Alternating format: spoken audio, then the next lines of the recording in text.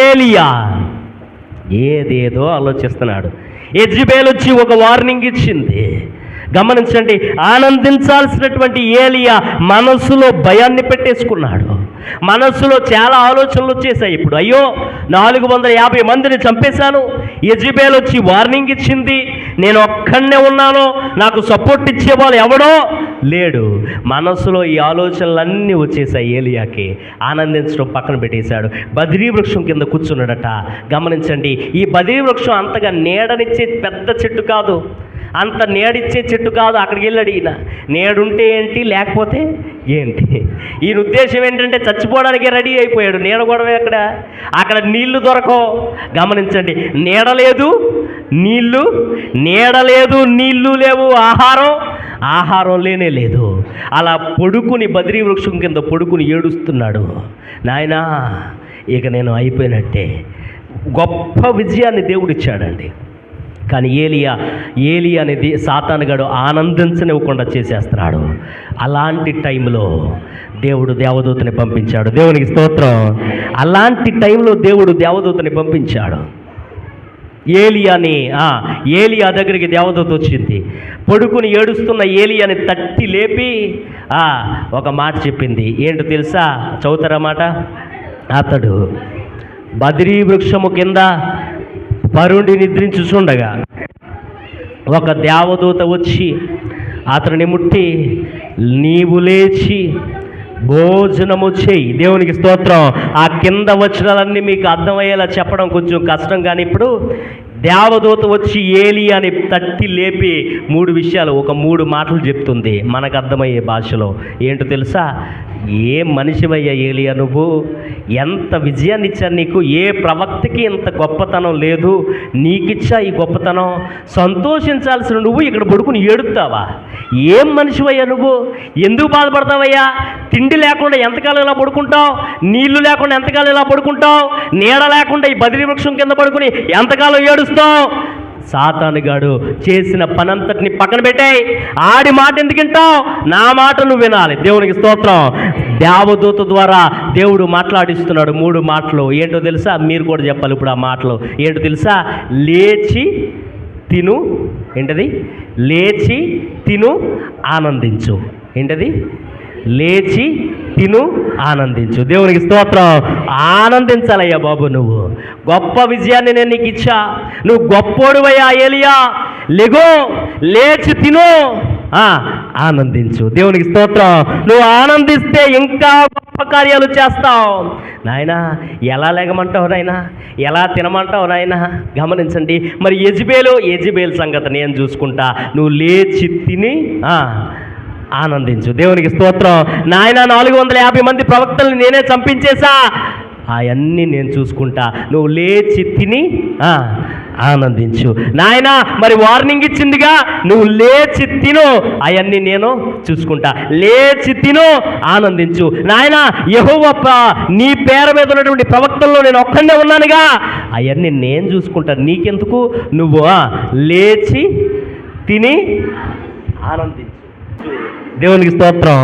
పౌలు చెబుతున్నాడు, ఆనందించండి, మరలా చెప్పుదును, అలా నవ్వండి. దేవునికి స్తోత్రం. ఏలియాతో దేవదూత చెబుతుంది, లే. ఏలియా పడుకుంటా, తిండి మానేసి పడుకుంటావేంటి నువ్వు? ఫస్ట్ ఎంతకాలం ఉంటావు నువ్వు? లేచి తిను, ఆనందించు. ఈ ఆదివారం దేవుడు నీతో నాతో చెప్పేది ఏంటో తెలుసా? లెగండి, తినండి. ఏంటది? ప్రభు వల్ల లేచి తినండి, ఆనందించండి. ప్రభుని పిల్ల ఏలియాతో చెప్తున్నాడు, దేవదూత చెబుతుంది, లేచి తిను. భోజనం మానేస్తావంటే ఏలియా భోజన ప్రియుడు. ఏలియా పస్తుండడం దేవునికి ఇష్టం లేదు. నన్ను మీరు గమనించాలి. 3.5 సంవత్సరాల కరువు వచ్చినా ఏలియాని మాత్రం దేవుడు పస్తుంచలా. దేవునికి స్తోత్రం. ఒక్క పూట కూడా పస్తుండనివ్వాల ఏలియాని. ఎవడు అన్నం పెట్టినా పెట్టకపోయినా ఏలియాని మాత్రం పస్తు ఉండనివ్వాల. కాకులు రావడం ఆగిపోయినా ఏలియాని పస్తు పడుకోనివ్వలేదు దేవుడు. కెరీతి వాగు ఎండిపోయినా ఏలియాని పస్తు పడుకోనివ్వలేదు దేవుడు. ఈ సారేపతు విధవరాలు ఇంట్లో ఏమీ లేకపోయినా దేవుడు ఏలియాని పస్తు పడుకోనివ్వలేదు. ఇప్పుడు పస్తుతో ఏలియా పడుకుంటే దేవుడు దేవదూతను పంపించి, ఏమిటయ్యా ఏలియా, అన్నం మానేస్తావా, లెగవయ్యా, ఆహారం తీసుకొచ్చాను, లేచి అప్పాన్ని తిను, లేచి నీళ్లు తాగు. గమనించండి, పస్తులు ఉండడం దేవునికి నచ్చదు. ఈరోజు నేను అదే చెబుతున్న ప్రియ సహోదరి సహోదరులరా, మనం పస్తులు ఉండడం దేవునికి నచ్చదు. ఏ నాటికి కావలసిన ఆహారాన్ని దేవుడు ఆ నాటికి మనకి అనుగ్రహిస్తాడు. దేవునికి స్తోత్రం. ఇంట్లో కొన్నిసార్లు భీమైపోవచ్చు, కూరగాయలు దొరకకపోవచ్చు. దేవుడు అనేది, మీరు నా పిల్లలు, నేను మిమ్మల్ని పస్తులు పడుకో పెట్టను. దేవునికి స్తోత్రం. ఏలియాని ఆ టైం కల్లా ఎలా నేను ప్రత్యక్షమై భోజనం పెట్టానో, ప్రతిరోజు సోమవారం నుంచి శనివారం వరకు, మరలా ఆదివారం వచ్చే వరకు ఖచ్చితంగా ప్రతిరోజు ఏ టైంకి కావలసిన ఆహారాన్ని ఆ టైంకి నేను ఎవరో ఒకరి ద్వారా పురమాయించేస్తాను. దేవునికి స్తోత్రం. దేవునికి మనం పస్తుండడం నచ్చదండి. ఎవరు భోజనం మానేస్తారో తెలుసా అండి? అన్నం ఉన్నా తింటాం మానేస్తారు కొంతమంది. ఎవరాల్లో? అదిగో ఎవరాల్లో? అలిగినోడిని మీరు భోజనం తినరా అని లేపారనుకో, నానా భోజనం చేయరా, రాత్రి అయిందిగా, నాకొద్దా అంటాడాడు. భోజనం ఉన్నా తినరా, ఎందుకు తెలుసా? వాళ్ళు అలిగారు. నానా ఇడ్లీ తినరా, నాకొద్దా. నానా నీకు సేమే అంటే ఇష్టం కదరా, సేమేదా, నాకొద్దా. ఎందుకంటే ఈడు అలిగాడు. అలిగి చాలామంది భోజనం మానేస్తారు. దేవుడు చెబుతున్నాడు, మీరు ఎవ్వరి మీద అలిగినా, మనసులో ఎవ్వరి మీద అలిగినా, మీ కోడల మీద అలిగినా, అత్తగారి మీద అలిగినా, మామగారి మీద అలిగినా, అల్లుడి మీద అలిగినా, పెద్ద కొడుకు మీద అలిగినా, చిన్న కొడుకు మీద అలిగినా, పెద్ద కోళ్ళ మీద అలిగినా, చిన్న కోళ్ళ మీద అలిగినా, నానిబాబు మీద అలిగినా, ఫుల్లుగా దేవుడు చెప్పేది, మీరు పస్తులు ఉండడం నాకు ఇష్టం. ఏలియా పస్తు పడుకోనివ్వలేదండి దేవుడు. ఏలియాలే పడుకుంటూ అలుగుతావేంటయ్యా, తర్వాత అలుగుదిగాలే నా మీద, లేచి ముందు నువ్వు తిను. ప్రభుత్వ పిల్ల లేచి తిని ఆనందించు. దేవునికి స్తోత్రం. దేవుడు చెప్పేది, నాయన యెజబెలు నేను చూసుకుంటాను, నీకు ఎందుకే, నువ్వు లేచి తినా. దేవుడు నీతో నాతో చెప్పేది అదే. కొన్నిసార్లు మనసు బాధ కలిగినప్పుడు భోజనం నచ్చదు, మధ్యాహ్నం భోజనం నచ్చదు, రాత్రి భోజనం నచ్చదు, ఆయన గారి మీద కోపం వచ్చినప్పుడు తిండి తినాలనిపించదు, పిల్లలు ఏదో అన్న మాటలను పట్టుకొని తిండి తినాలనిపించదు. అలాంటప్పుడు మనసు బాధేస్తుంది. అలాంటప్పుడు దేవుడు అంటున్నాడు, నాయన యెజబెలు నేను చూసుకుంటాను తినే. దేవుడు నీతో చెప్పేది, నాయన ఇల్లు ఇంకా గట్ల, నువ్వు లేచి నేను చూసుకుంటా. ఇద్దరు పెళ్ళిళ్ళు అవ్వలేదు నాయన, ఆ పెళ్ళి కూడా నేను చూసుకుంటా, లేచి తిన్నువు. నాయన ఈ రోగం తగ్గట్లా, లేచి తిను ముందు నువ్వు, దాని కూడా నేను చూసుకుంటా. నాయన వ్యవసాయంలో నష్టం అవుతుంది నీకు తెలుసుగా, నేను చూసుకుంటానే, నువ్వు లేచి తిను. నాయన నా వ్యాపారం పరిస్థితి నీకు తెలుసుగా, నువ్వు లేచి తిను, నీ వ్యాపారం కూడా నేను చూసుకుంటా. నాయన జుట్టంతా ఊడిపోతుంది నీకు తెలుసుగా, నేను చూసుకుంటా నీ జుట్టు గురించి. నువ్వు లేచి తిని నేను నీకు ఇచ్చిన దాన్ని బట్టి ఆనందించు. దేవునికి స్తోత్రం. దేవుడు చెప్పేది, పరిస్థితి ఎలాంటిదైనా అలగకండి, సనగకండి. దేవుని సన్నిధికి వచ్చిన నువ్వు నేను, దేవుడు ఏదైతే ఇచ్చాడో దాన్ని బట్టి మనం దేవునికి వందనాలు చెల్లించాలి. దాన్ని బట్టి మనం దేవుడిని స్తుతించాలి. ఒక చిన్న పిల్లాడు ఒక ఇంట్లో టీవీలో ఒక బొమ్మ చూశాడంట. ఆ బొమ్మ ట్రైన్ బొమ్మ, రైలు బొమ్మ. అమ్మ దగ్గరికి వెళ్ళాడు. అమ్మ వంట చేసుకుంటుంటే, అమ్మ మమ్మీ నాకు ఆ రైలు బొమ్మ కావాలన్నాడు. అమ్మకి చిరాకు వచ్చింది, లాగొకటి పీకింది. నోరుమై ఎదవా, నోరు మూసుకుని అన్నం తిను, హోంవర్క్ చేయి అంది. ఆడికి మనసంతా బాధ వచ్చేసింది. నాకు రైలు బొమ్మ ఎవరు అని చెప్పేసి ఆడు బాధ పెట్టేసుకుని, దుఃఖం పెట్టేసుకుని, ఏడుతూ తలుపు దగ్గర ఆ సందుంటే ఆ సందులోకి వెళ్ళిపోయారు. పిల్లలంతే, అలిగితే తలుపు సందులోకి వెళ్ళిపోతారు, మంచాల కిందకి వెళ్ళిపోతారు, కిచెన్లోకి వెళ్ళిపోతారు, అవసరమైతే నూతులోకి వెళ్ళిపోతారు. గమనించండి, వీడు తలుపు సందులోకి వెళ్ళిపోయాడు. అలిగి ఏడుతో కూర్చున్నాడు, అక్కడే కూర్చున్నాడు. అమ్మ పిలుతుంది, ఎరా రావా, తినవా, నేను రాను, నేను తిన్నో. గమనించండి, ఈలోపు డాడీ వచ్చాడు. ఆఫీస్ ముగించుకొని కొన్ని కొంతసేపటి తర్వాత డాడీ అక్కడికి వచ్చాడు. పిల్లోడిని చూశాడు. ఎరా ఇక్కడ పడుకున్నావే? ఆడేం మాట్లాడలా. గబుక్కున డాడీ ఆ పిల్లోడిని, ఏడుతున్న పిల్లోడిని చంకనేసుకున్నాడు. వాడి కళ్ళు తుడిచాడు. ఎందుకు నా ఏడుతున్నావు, ఏమైందిరా, ఏం కావాలి అని అడిగాడు డాడీ. డాడీ నేను టీవీలో రైలు బొమ్మ చూశాను డాడీ, నాకేం కావాలి అర్జెంటుగా? రైలు బొమ్మ కావాలి డాడీ. అరే రేపొద్దున్నే నిన్ను తీసుకెళ్ళి రైలు బొమ్మ కొంటా. నిజంగా కొంటావా? నిజంగా కొంటానురా. థ్యాంక్ యూ డాడీ అని చెప్పేసి చంకలో ఉన్న కొడుకు డాడీకి ముద్దు పెట్టి గబుక్కుని దిగేశాడు. గబగబా వెళ్ళాడు, ఫుల్గా తినేశాడు, మళ్ళీ ఆడుకోవటం స్టార్ట్ చేసేసాడు.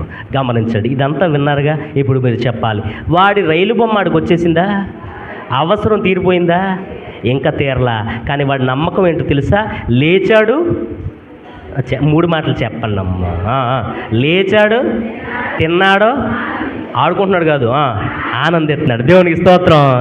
వాడి నమ్మకం ఏంటో తెలుసా అండి? డాడీ మాట ఇచ్చాడంటే పొద్దున్నే నాకు రైలు బొమ్మ తెస్తాడు. దేవునికి స్తోత్రం. మనకు కూడా ఒక డాడీ ఉన్నాడు. ఆయన ఈ ఆదివారం నీతో నాతో చెప్పేది ఏంటో తెలుసా? మనసు బాధ కలిగిన ప్రతిసారి ఈ వాగ్దానాన్ని తీసి చదవండి. లోకా సువార్త 6వ అధ్యాయము 21వ వచనం. లోకా సువార్త 6వ అధ్యాయము 21వ వచనం. మన డాడీ ఈ ఆదివారం మనకు కూడా మాటిస్తున్నాడు. ఆ పిల్లోడి అవసరం తీరకముందే పిల్లోడు లేచాడు, తిన్నాడు, ఆనందిస్తున్నాడు. మరి వాడే ఆనందించగలిగితే మన డాడీ కూడా మనకి మాటిస్తున్నాడు. ఈయన మాటిస్తే తప్పడు. చదువుతారు ఒకసారి లోకా సువార్త 6వ అధ్యాయము 21వ వచనం. అమ్మా, ఇప్పుడు ఆకలి గొనుచున్న మీరు ధన్యులు, మీరు తృప్తిపరచబడుదురు. ఇప్పుడు ఏడుస్తున్న మీరు ధన్యులు, మీరు మీరు మీరు ఇప్పుడు ఆకలిగొన్న మీరు ధన్యులు, మీరు తృప్తిపరచబడుదురు. ఇప్పుడు ఏడుస్తున్న మీరు ధన్యులు, మీరు. దేవునికి స్తోత్రం. దేవుడు కూడా మనకి మాటిస్తున్నాడు. నువ్వు ఏడుస్తున్నావు నాకు తెలుసు, మనస్సులో బాధ ఉంది నాకు తెలుసు, బాధతోనే ఇక్కడ కూర్చున్నావు నాకు తెలుసు, నీ ఇంట్లో ఏదో సమస్య ఉంది నాకు తెలుసు. ఇప్పుడు ఏడుస్తున్న మీరు ధన్యులు, త్వరలో మీరు నవ్వుతారు. దేవునికి స్తోత్రం. ఈ మాట నాన్నబాబు చెప్పాడా? సాక్షాత్తు యేసయ్య చెప్పిన మాట. మీరు ఏడుస్తున్న మీరు ధన్యులు, త్వరలో మీరు. దేవునికి స్తోత్రం. దేవుడే చెప్తున్నాడు, చెల్లి త్వరలో నువ్వు నవ్వుతావు, తమ్ముడు త్వరలో నువ్వు నవ్వుతావు. గమనించండి, అన్నయ్య త్వరలో నువ్వు నవ్వుతావు, అక్క త్వరలో నువ్వు నవ్వుతావు, పెద్దమ్మా, నేనే పిలుస్తున్నాను, పెద్దమ్మా త్వరలో నువ్వు నవ్వుతావు, పెద్దనాన్న త్వరలో నువ్వు నవ్వుతావు, బావా త్వరలో నువ్వు నవ్వుతావు, అక్క త్వరలో నువ్వు నవ్వుతావు. గమనించండి, దేవుడు చెబుతున్నాడు, మీరు ఇప్పుడు ఏడుస్తున్నారు, బాపా త్వరలో నువ్వు నవ్వుతావు. దేవునికి స్తోత్రం. దేవుడు చెబుతున్నాడు, ఇప్పుడు ఏడుస్తున్నారు కానీ మీరు ధన్యులు. ఎందుకు తెలుసా? త్వరలో మీరు నవ్వబోతున్నారు. దేవునికి స్తోత్రం. ఈ మాట దేవుడే చెప్తున్నాడండి. ఏలియాని లేచి ఏడుస్తావేంటయ్యా? గొప్ప విజయాన్ని నేను నీకు ఇచ్చా, నీ ఖాతాలో వేసా. ఏడవడానికి కాదు నీకు విజయాన్ని ఇచ్చింది. సాతానుగాడు ఆనందించనివ్వకుండా ఏడవమని చెప్తున్నాడు నీ దగ్గరికి వచ్చి. వాడి మాట వినడానికి వీలు లేనే లేదు. లేచి తిను, ఆనందించు. దేవునికి స్తోత్రం. లేచి తిను, ఆనందించు. ఏలియాకి దేవుడు చెప్పినట్టుగా మనకు కూడా చెప్తున్నాడు. కాబట్టి చెప్తున్నా, త్వరలో మనందరం ఏం చేయబోతున్నాం చెప్పాలి, నవ్వబోతున్నాం. త్వరలో అంటే ఇప్పుడే, కొన్ని సెకండ్ల తర్వాత. దేవునికి స్తోత్రం. అందరు నవ్వుతూ చెప్పండి అమ్మా. త్వరలో మనందరం ఏం చేయబోతున్నాం? కొంతమంది పళ్ళు పట్ల రైట్. త్వరలో మనందరం ఏం చేయబోతున్నాం? ఏమండి, చిన్నపిల్లలు మీకు తెలుసా? చిన్నపిల్లల మీద రీసెర్చ్ చేశారు రీసెంట్గా. ఆ చిన్నపిల్లల మీద రీసెర్చ్ చేసి చెప్పిన విషయం ఏంటో తెలుసా? 5 సంవత్సరాలు వచ్చే వరకు చిన్నపిల్లలంట, 5 సంవత్సరాలు వచ్చే వరకు ప్రతిరోజు రోజుకి 300 సార్లు నవ్వుతారంట. ఎన్నిసార్లు? చిన్నపిల్లలు రోజు కొంతమంది పిల్లలు చూడాలి, పొడుగు పెడతారు, నిద్రలోకి వెళ్ళిపోతారు. వాళ్ళు నిద్రలోనే అని నవ్వుతుంటారు. వాళ్ళు ఊరే ఆయన చూసి, అమ్మో ఈడేదో కలగంటున్నాడు, చిన్న పిల్లల్ని చూడండి, రీసెర్చ్ చెప్తుంది వాళ్ళకి 5 సంవత్సరాలు వచ్చే వరకంట రోజుకి 300 సార్లు, కనీసం ఆ 300 సార్లలో 100 తీసేద్దాం పిల్లలకి, మనకి ఆ 100 తీసేసి కనీసం రోజుకి 30 సార్లు మేము నవ్వుతున్నాం పాస్టర్ గారు అన్న వాళ్ళు చేయొద్దండి. ఇక్కడ ఎవరు ఎత్తుతున్నారు? అమ్మ సంతోష్ సంతోష్ సంతోష్ సంతోష్, దేవునికి స్తోత్రం. కనీసం 100 తీసి అమ్మ అయ్యా రోజుకి కనీసం 30 సార్లన్నా నవ్వితే ఆరోగ్యానికి మంచిది. అందులోనూ ఆదివారం ప్రార్థనకు వచ్చామా, నవ్వకుండా మాత్రం వెళ్ళకండి. దేవునికి స్తోత్రం. నవ్వండి. కొంతమంది నవ్వొచ్చినా బలవంతంగా ఆపేసుకుంటారు, నరాలు తెగిపోతాయి అలాంటి వాళ్ళకి. నేను చెప్పట్లేదు, డాక్టర్ గారు చెప్తున్నారమ్మా. మొన్న శుక్రవారం ఒక సంఘానికి వెళ్ళి వాక్యం చెప్తే వాళ్ళు నవ్వారండి, పడి పగలబడి నవ్వేశారు. కౌలూరు సంఘాన్ని మాత్రం నేను నవ్వించలేకపోతున్నాను. నవ్వండి అమ్మ ఒకసారి, దేవునికి స్తోత్రం. గమనించండి, కనీసం రోజుకు 30 సార్లు నవ్వండి. దేవుడు అంత ఏలియాతో చెప్తున్నాడు, నాయన యెజబెలు వార్నింగు సమస్యలు అవన్నీ నేను చూసుకుంటానయ్యా, నీకెందుకు, నువ్వు లేచి తిను, ఆనందించు. దేవుడు నీతో నాతో చెప్పేది లేచి తినండి, ఆనందించండి. మీ సమస్యలు ఉన్నాయి, నేను చూసుకోండి. ఎవరికి లేవు సమస్యలు? ఇల్లు సమస్య, పెళ్లి సమస్య, పిల్లల సమస్య అన్నీ నేను చూసుకుంటా. ప్రతి నెల కట్టాల్సిన బాకీ అంతా నేను చూసుకుంటా. ఎంతకాలం ఉంటావు మహా అయితే? లేచి తినవయ్యా, కడుపు నిండా తినండి అమ్మ, కడుపు నిండా తినండి అయ్యా. లేకండే పడుకోకుండా అత్తమాన, లేచి తినండి, ఆనందంగా ఉండండి. దేవునికి స్తోత్రం. ఏమండి, ఒక వ్యక్తిని తీసుకొచ్చి సెంట్రల్ జైల్లో పెట్టేశారండి అనుకోండి, ముగించేస్తున్నాను వాక్యం. ఒక వ్యక్తిని తీసుకొచ్చి సెంట్రల్ జైల్లో పెట్టేశారు, జైల్లో వేసేశారు. వాడు అమ్మను చూడగలడా? అమ్మను చూడలేడు, నాన్నను చూడలేడు, నాన్నని కలవలేడు, అమ్మతో మాట్లాడలేడు, భార్యతో మాట్లాడలేడు, భార్య దగ్గరికి రాలేడు, తన పుట్టిన పిల్లల్ని ముద్దు పెట్టుకోగలడా? పుట్టిన పిల్లల్ని ముద్దు పెట్టుకోలేడు. ఆడికి చాలామంది బయట ఫ్రెండ్స్ ఉండొచ్చు, కానీ ఏ ఫ్రెండ్ దగ్గరికి వెళ్ళలేడు, ఏ ఫ్రెండ్తో మాట్లాడలేడు, ఏ ఫ్రెండ్ని కలవలేడు, హ్యాపీగా నవ్వలేడు. వాడు కష్టపడి రాళ్ళు కొట్టి డబ్బులు సంపాదించాలి జైల్లో. అలా పోనీ అంత కష్టపడి రాళ్ళు కొట్టి డబ్బులు సంపాదించిన డబ్బుతో ఆడికి నచ్చినవన్నీ చేసుకోగలడా? చేసుకోలేడు. అలా కష్టపడి రాళ్ళు కొట్టిన డబ్బులు సంపాదించిన ఆ డబ్బుతో వాడికి అత్యంత అవసరమైనవి మాత్రమే చేసుకోవడానికి వాడికి అవకాశం ఉంటుంది. ఒక బర్త్డే పార్టీకి వెళ్ళగలడా? వెళ్ళలేడు. ఎవరైనా పెళ్ళికి పిలిస్తే వెళ్ళగలడా? ఏదైనా ఫంక్షన్కి వెళ్ళగలడా? ఏదైనా పార్టీకి వెళ్ళగలడా? ఇష్టమైంది కొనుక్కోగలడా? నచ్చిన కూర వండించుకుని తినగలడా? జైల్లో చెప్పండి, తినగలడా? ఎండేంటో తెలియదు, వానేంటో తెలియదు, గాలేంటో తెలియదు. ఆ గాలిని ఎంజాయ్ చేయలేడు, ఎండని ఎంజాయ్ చేయలేడు, వానని ఎంజాయ్ చేయలేడు. ఆ 4 గోడల మధ్యలో, ఆ ఊసల మధ్యలోనే ఉంటాడు, అక్కడే పడిపోతాడు, ఊహల్లోనే బతుకుతుంటాడు. 18 సంవత్సరాలు జైలు శిక్ష నాకు. ఆ పని చేయకుండా ఉంటే బాగుండును, చేయకుండా ఉంటే బాగుండును, మా ఆవిడ ఏం చేస్తుందో, పిల్లలు ఏం చేస్తున్నారో, మా అమ్మ ఏం చేస్తుందో, నాన్న ఏం చేస్తుందో, ఆడు ఊహల్లో బతుకుతూ ఉంటాడు. ఇంట్లో వాళ్ళు గుర్తొచ్చి వెక్కి వెక్కి వెక్కి వెక్కి ఆ 4 గోడల మధ్యలో పడి చెరసాల్లో ఏడుస్తూ పడుకుంటాడు. గమనించండి, ఇది ఎవరి జీవితం చెప్పండి? ఎవరి జీవితం ఇది? చెరసాల్లో బతికే ఒక ఖైదీ జీవితం. ఇప్పుడు నేను అడుగుతున్నా, మీరేమన్నా ఖైదీలా? మనం ఏమన్నా ఖైదీలమా? మనం జైల్లో ఉన్నామా? మనం ఏమో ఖైదీలం కాదుగా. మరి అందుకే అడుగుతున్నా, ఎందుకు మీరు ఆ గదిలో నుంచి బయటికి రారు? అస్తమానం ఆ గదిలోనే ఎందుకు ఉంటారో? అస్తమానం ఎందుకు ఆలోచిస్తూ ఉంటారో? మీరు ఖైదీలు కాదుగా. ఎందుకు అమ్మతో మాట్లాడరో? అమ్మ మీకు అందుబాటులో ఉందిగా. ఎందుకు నాన్నతో మాట్లాడో? నాన్న అందుబాటులో ఉంటున్నాడుగా. ఎందుకు పిల్లల దగ్గర తీసుకో? పిల్లల దగ్గరే ఉన్నారుగా. పిల్లలు ఎందుకు ముద్దు పెట్టుకో? పిల్లలు నీ పిల్లలేగా. ఎందుకు ప్రేమను చూపించవు భార్య మీద? నీ భార్యేగా, నీ భర్తేగా. ఎందుకు కోడలతో మాట్లాడో? ఎందుకు అత్తగారితో మాట్లాడో? ఎందుకు ప్రేమను చూపించో? ఎందుకు నీకు నచ్చిన వంట వండించుకుని తినో? ఎందుకు నీకు నచ్చిన కూర వండుకుని తినో? ఎందుకు డబ్బులు వచ్చినా, కష్టపడి డబ్బులు సంపాదించినా, ఆ కష్టపడి సంపాదించిన డబ్బులతో నీకు నచ్చిన బట్టలు ఎందుకు కొనుక్కో? ఎందుకు గాలిని ఎంజాయ్ చేయలేవు? ఎందుకు ఎండను ఎంజాయ్ చేయలేవు? ఎందుకు వర్షాన్ని ఎంజాయ్ చేయలేవు? ఎందుకు మనస్ఫూర్తిగా నవ్వలేవు? నువ్వేమన్నా క్రిమినలా? మనమేమన్నా క్రిమినల్సా? ఏమండి, ఇలాంటి జీవితం చెరసాల్లో ఉన్న వాళ్ళు చేస్తారండి. మనలో చాలామంది ఇవన్నీ చేస్తున్నారు. అందుకే దేవుడు చెప్తున్నారు, నాన్న మీరు చెరసాల్లో లేరు, మీరు జైల్లో లేరు, మీరు ఖైదీలు కాదు. స్వేచ్ఛగా ఉండండి, నచ్చింది తినండి, నచ్చిన బట్టలు వేసుకోండి, కష్టపడి సంపాదించిన డబ్బులు ఫ్యామిలీకి కుటుంబానికి ఖర్చు పెట్టండి.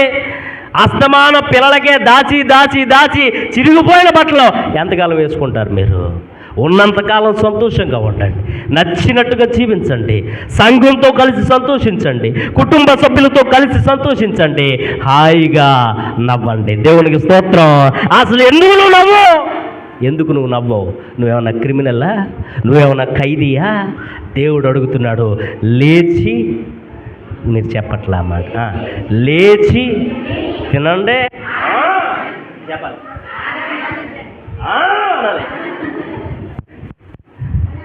ఆనందించండి, లేచి తిని.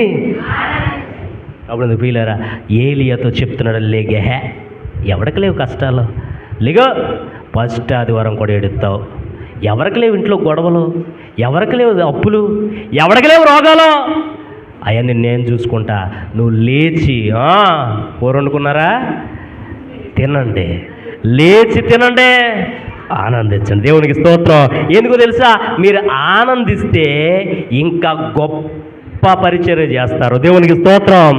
మీరు ఆనందించడం ప్రారంభిస్తే నేను ఇచ్చిన వాటిని బట్టి ఇంకా గొప్ప ప్రార్థనా పరులుగా మారతారు, ఇంకా గొప్ప కార్యాలు మీ జీవితంలో చేస్తా. దుఃఖంతో ఉండకండి, ఏడుస్తూ ఉండకండి. ఇప్పుడు ఏడుస్తున్న మీ అందరూ త్వరలో నవ్వబోతున్నారు. దేవునికి స్తోత్రం. ఆ మాట చెప్తున్నాడు. నేను వాక్యాన్ని ముగించేస్తున్నాను. ఏలియా లే, తిను, ఆనందించు. ఏమండి, ఏలియా లేచేటప్పటికి భోజనం అక్కడ పెట్టబడి ఉంది, అప్పం. ఏలియాకి మామూలు భోజనం పెట్టాడు. ఏం భోజనం? ఏలియా తినడానికి మామూలు భోజనం పెట్టాడు, కానీ ఈ ఆదివారం నీకు నాకు తన శరీరాన్ని పెడుతున్నాడు. దేవునికి స్తోత్రం. ఏలియాకి మంచినీళ్ళు పెట్టాడు, నీకు నాకు తన స్వరక్తాన్ని పంచిపెడుతున్నాడు. దేవునికి స్తోత్రం. ఇప్పుడు మీరే చెప్పాలి, ఏలియా లేచి తిని ఆనందించగలిగితే మనం ఏలియా కంటే డబ్బలు ఆనందించాలి. దేవునికి స్తోత్రం. ఏలియా లేచాడు, తిన్నాడు. బైబిల్ మీరు చదవండి. ఆ తిన్న బలంతో ఆనందించడం ప్రారంభించాడు. ఆనందంలో 40 రోజులు నడిచాడట. దేవునికి స్తోత్రం. ఒక్క రోజు కాదండి, 40 రోజులు నడక ఆపలా. 40 రోజులు ఆనందంలో ఎటెళ్తున్నాడో తెలియదు. 40 రోజులు నడక ప్రారంభించి 40 రోజులు ముగించేటప్పటికీ యెహోవా పర్వతం అనే ఒక పర్వతం దగ్గరికి వెళ్ళిపోయాడు. దేవునికి స్తోత్రం. చెప్తున్నానుగా, ఆనందిస్తే గొప్ప కార్యాలు చేస్తాం. మరలా చెప్తున్నా, దేవుడు నీకేమి ఇచ్చాడో దాన్ని బట్టి మొదటిగా నువ్వు ఆనందించు. ఇల్లు ఇచ్చాడా, ఇంటిని బట్టి ఆలోచించు. రక్త సంబంధులు ఇచ్చాడా, రక్త సంబంధులు బట్టి ఆనందించు. కలిగి ఉన్న దాన్ని బట్టి మొదటిగా నువ్వు ఆనందించు. లేచి తినే ఆనందించు. మిగిలిన అన్ని నాకు అప్పగించు, నేను చూసుకుంటాను. దేవునికి స్తోత్రం. సాతానుగాడు మనల్ని ఆనందించనివ్వడు. అందుకే చెప్తున్నా, లేవండి, లెగండి, లెగండి, లెగండి, లెగండి, తినండి, కళ్ళు మూసుకోండి, కళ్ళు మూసుకోండి, ప్రార్థన చేద్దాం.